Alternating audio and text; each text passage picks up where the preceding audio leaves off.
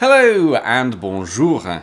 It is an early spring day, one of those where the weather changes every 5 minutes, and I'm standing at a bus stop in central Paris. Because today we're asking the important question, what was the first ever bus route? And to answer that question, I'm going to take a bus from this bus stop and head off down this street, for reasons that should gradually become clear over the next few minutes. Now, the origins of the modern-day bus go back to at least the 1820s, when a few pioneering horse-drawn omnibus lines start springing up in cities like Manchester, Berlin, and the western French city of Nantes. And it seems the line in Nantes may have been the first to get up and running, but it's only officially registered as a company after the other two, so it's a bit debatable who got there first. But most people agree it is that line in Nantes that first uses the name omnibus. Or omnibus, if you're from Nantes. So in other words, that's the first bus that's actually called a bus. And if you're happy with that being a perfectly good answer to the question, what was the first bus route, then great, you can ignore the rest of the video. But here's the thing. In the 1660s, more than 150 years before the first omnibus, Paris arguably already has buses. To be clear, we're still talking about horse-drawn carriages here, and at the time they're not called buses. But otherwise, they do everything that buses do. They carry passengers, like a bus. They always travel on the same fixed route, like a bus.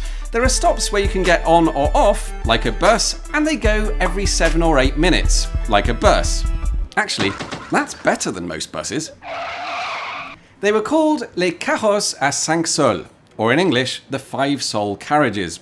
And they got that name because, well, they were horse-drawn carriages, and a ride would cost you 5 sols, which was a type of coin back then. Now, for a bus ride, that's actually quite expensive. It was about half a day's wage for your average working-class Parisian. So I think it's fair to say they were targeting the more affluent clientele. But in theory, the service was available to everyone, men and women of any class or profession, making this one of the very first examples of public transport. So, on the 18th of March, 1662, Paris launches, effectively, the first ever inner-city bus route. And that is the route I'm trying to follow today. Or as close as I can get to it. We'll talk more about that in a moment. But when I say Paris launches the route, the whole thing is actually run by an independent group of investors, led by a 38-year-old man, originally from Clermont-Ferrand, by the name of Blaise Pascal. Yes, the Blaise Pascal. Clearly not happy with being just a world-famous mathematical genius, physicist, inventor, philosopher, writer, and everything else he did, in the last few months of his life, he also starts the world's first bus company. And it was an immediate success. Pascal's carriages were so popular with the Parisians that passengers often had to wait for several services to go past before they could get on one, like a bus. So in response to the demand, Pascal launches a second route 1 month later, and then a third one, and a fourth one, and there's just about time for him to launch a fifth route before he promptly pops his extremely clever clogs at the age of just 39. In other words, Paris now has a full-on public transport network, with 5 different lines crisscrossing the city, including what I think must be the world's first circle line. But in that case, how can I be sure I'm taking the same route today that Pascal's carriages took in 1662? Well, the truth is, we can't be 100% sure where the routes went. It's not like Pascal left us with a bunch of detailed timetables and maps. But we know where each of the routes started and ended, and some of the stops in between, so we can pretty much figure out which streets they must have gone down. Of course, we're also quite lucky that the street map of historic Paris has changed so little in the last 360 years that most of the streets the carriages would have gone down in 1662 are still here in 2025. But going back to 1662, unfortunately, Pascal's carriages had now become, if anything, too popular. After several stories of badly behaved passengers, the Parliament of Paris introduced restrictive new laws that basically banned any working class Parisians from using the carriages.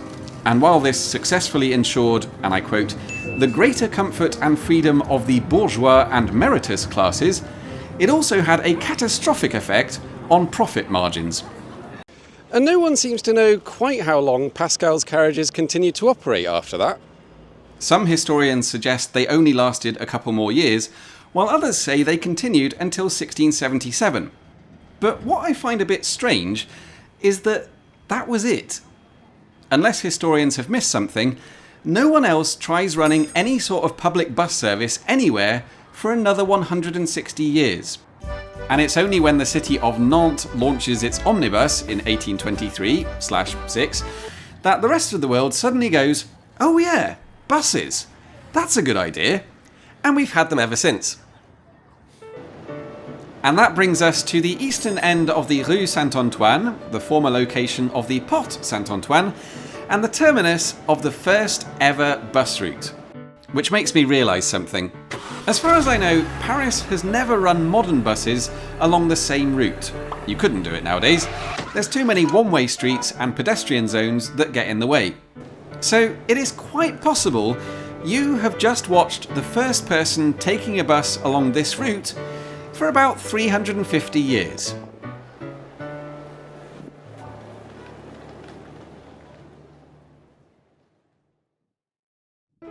And if you'd like to take a trip along the world's first bus route, I've created a walking route on Google Maps, and I'll pop a link to that in the description. As usual with this part of Paris, it's all very flat, and the whole thing should be doable in less than an hour. Just be aware there's a few narrow pavements and cobblestone streets along the way that might make it a bit more tricky for wheelchairs or pushchairs. Meanwhile, a big thank you to Maximilian Durbecker, whose research is behind all the maps that I used for this video. And as always, thank you all for watching, and I'll see you soon.